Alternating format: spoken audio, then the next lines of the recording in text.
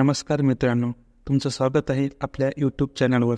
आज आपण MS वर्डच्या काही शॉर्टकट कीज आपण बघणार आहोत. बोल्ड, इटॅलिक आणि अंडरलाईन. चला तर मग बघूया आपण MS वर्डमध्ये जाऊन त्या शॉर्टकट कीज. सर्वप्रथम आपण MS वर्ड ओपन करून त्यामध्ये काही टेक्स्ट टाईप करणार आहोत व त्या सर्व टेक्स्टला सिलेक्ट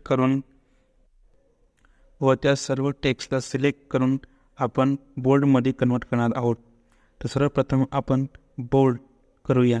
तर Ctrl+B दाबून हे टेक्स्ट बोल्ड होऊन जाईल आणि Ctrl+I दाबून हे इटॅलिक होऊन जाईल.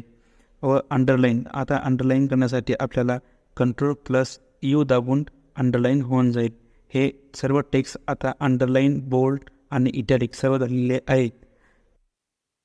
मित्रांनो, तुम्हाला जर हा व्हिडिओ आवडला असेल तर नक्की लाईक आणि सबस्क्राईब करा आणि शेअर करा.